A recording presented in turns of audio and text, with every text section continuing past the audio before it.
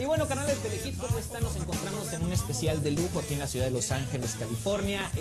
Una de las más grandes bandas norteamericanas tienen preparado ya lo que va a ser su nuevo material discográfico. Estoy hablando de los Red Hot Chili Peppers. Su nuevo material se llama Stern Arcadium y tenemos la oportunidad de platicar con uno de los integrantes más importantes de esta banda, Michael Balser. Flea. Thank you very much. That's pretty good. Yeah, How you doing? I researched. My wife's leaving now. Bye, honey. Bye. Bye, milestone. How do you feel right now with family? I feel great. I've never been happier in my whole life, ever. Yeah. I feel maybe I once I will. No, but everything is so good. I mean, you know, for me personally, things are real. You know, sometimes it takes until you get really happy. You don't realize how sad you were until you're really happy, and you can look at it and have a different perspective on it. You know, but I feel so happy. I feel like for so long I was a pretty lonely person. You know, for many years, and now to have the feeling and the stability of love and home, and no matter what happens, there's a real supportive environment at my home, and it's always nice to come home to. It makes me free to do everything else and to keep it in a really good perspective, and it really frees me up as an artist and makes me become a better artist, you know. And as far as the band goes, you know, we just finished up this record, and it's the best record we've ever made. I feel so great about it. I feel like I have the feeling that I had when we first started this band 23 years ago, and I was so excited about everything, you know, like oh, we get to make a record, we're going to be on TV. You know, oh fuck, we're gonna be in a magazine, you know, like so exciting, you know. And then for so long, it's kind of been hard work, you know. It's like after press, I would just feel in my stomach, like, you know, like I don't want to go.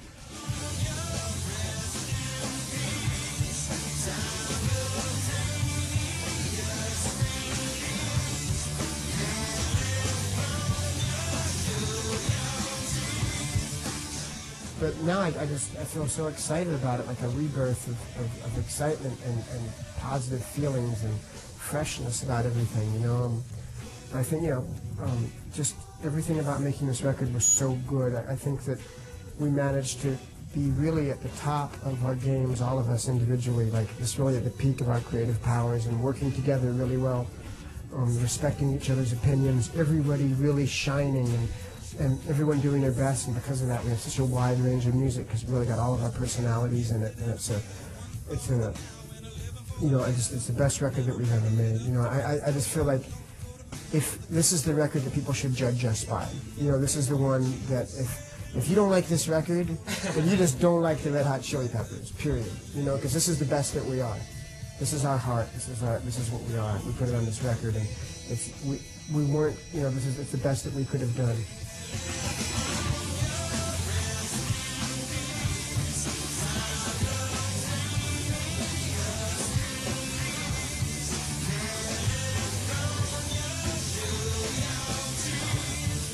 And now, you were talking about a rebirth, a reinventing, and I think that every band, if they want to do a new album, they have to reinvent themselves to find like a fresh sound. How hard was that process in the Red Hot Chili Peppers? Well, it was just hard as living life is, you know. It was exciting. It wasn't. Sometimes it's hard. In this record, it was more exciting. You know, I think there were times when it was hard. You know, and all of us have a different experience on the whole thing. But for me, it was a time when I just felt so excited about playing music all the time, and like we were coming across all these beautiful new feelings and new sounds. And Anthony was becoming such a better singer, you know, and really emoting and really using the melody to express himself, you know, which is a great thing because he just keeps getting better as the years go by. When we first started this band, he didn't even sing, you know, and now it got to the point he started singing more by more, and now he sings a melody, and he takes a melody and he uses it, he changes it. It's a flexible, moving thing that he uses to change however his emotion is, you know, and that's a beautiful thing. It's a beautiful thing.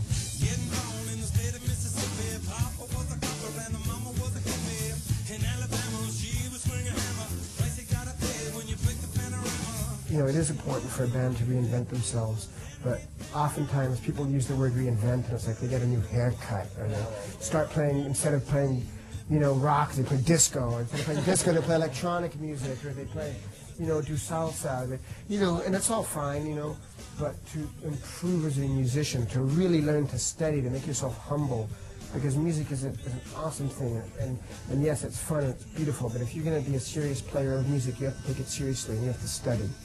You know, you have to study records, you have to study music, you have to learn about music. You know, so for us, that's, you know, that's how it is.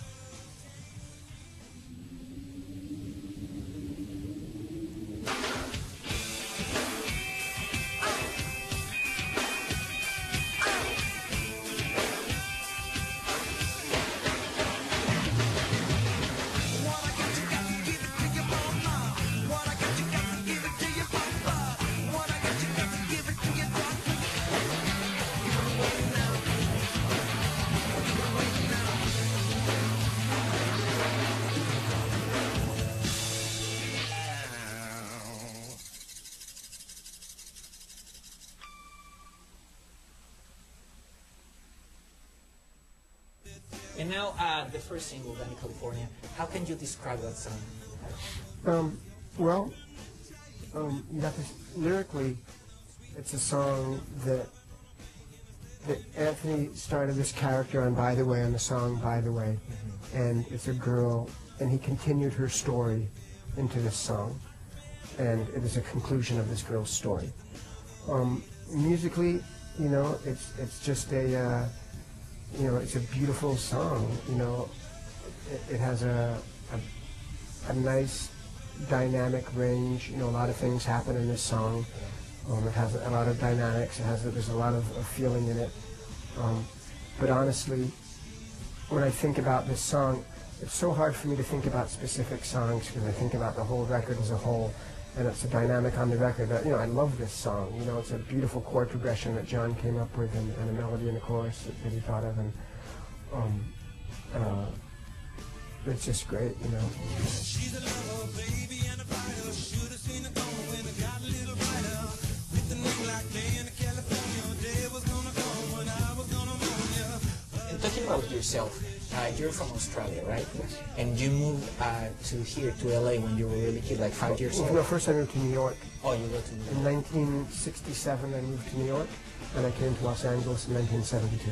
And I mean, I know you were like a little kid, but did you remember how hard it was to change? Because it's a total different background, culture, and a total different opposite country. It wasn't hard, or not that much? No, I don't recall it being hard. It probably was, and I don't really know. You know, when you're a kid, you just kind of go and you do whatever. But I've always been pretty flexible that way. You know, I'm pretty comfortable in different places. Even now as an adult, I love all cultures so much, even though they're so different. Like today, we were talking to Japanese people.